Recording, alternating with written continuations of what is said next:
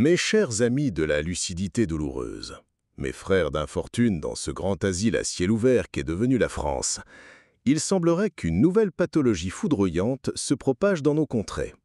Une épidémie étrange, une sorte de peste sélective qui ne frappe aux funestes coïncidences que les individus affligés d'une condition médicale rarissime. Une paire de testicules fonctionnels et le courage de s'en servir pour dire que le royaume macronien navigue à vue dans un océan de merde. En quelques mois à peine, le grand faucheur, soudainement très patriote dans ses choix, a décidé de faire une tournée des grands-ducs parmi les voix discordantes. Une hécatombe si ponctuelle qu'elle en deviendrait presque une œuvre d'artisanat. Le premier à être convié à ce bal des ombres fut le général Dominique de la Warde, le 11 mai dernier.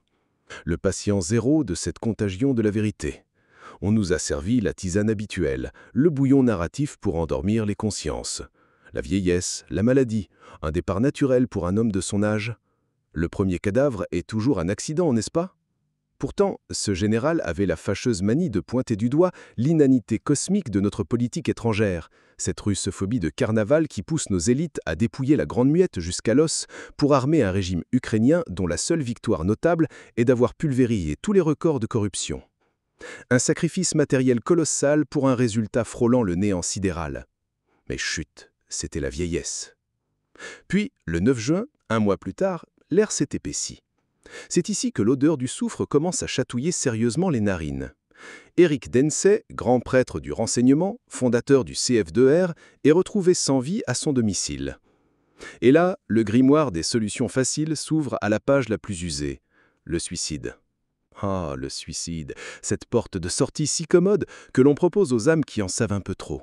Cette clause de style dans le contrat social des puissants. On nous murmure des problèmes financiers, comme si un homme de cette trempe avec un carnet de projets brûlants allait soudainement décider de faire un nœud coulant avec sa cravate. Son entourage hurle à l'imposture, ses collaborateurs tombent des nues. Denset, c'était la critique au scalpel, non seulement sur le fiasco ukrainien, mais aussi sur le carnage méthodique perpétré à Gaza. Il dérangeait à la fois les prêtresses du culte atlantiste et les grands ordonnateurs du lobby sioniste.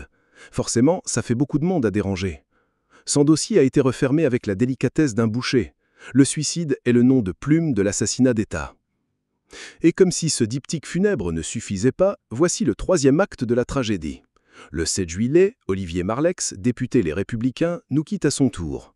Moins un bretteur de la géopolitique qu'un comptable méticuleux du désastre.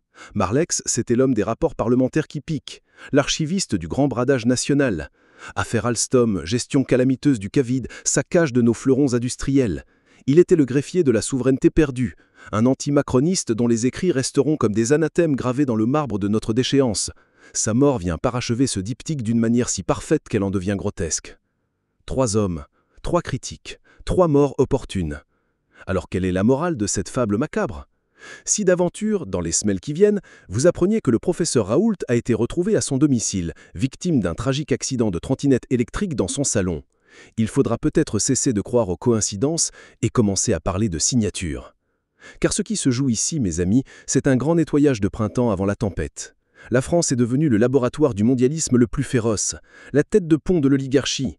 Et face à la vague populiste qui menace de submerger leur petit confort, il faut verrouiller, cadenasser et si nécessaire éliminer les empêcheurs de piller en rond.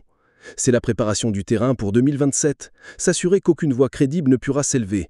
Pendant ce temps, les sycophantes médiatiques, ces putaplumes de pensée unique, nous préparent déjà le prochain plat de résistance, la grande menace russe, l'ogre du Kremlin qui viendra violer nos filles et manger nos enfants, probablement avec de la moutarde de Dijon pour faire bonne mesure. Ne vous y trompez pas.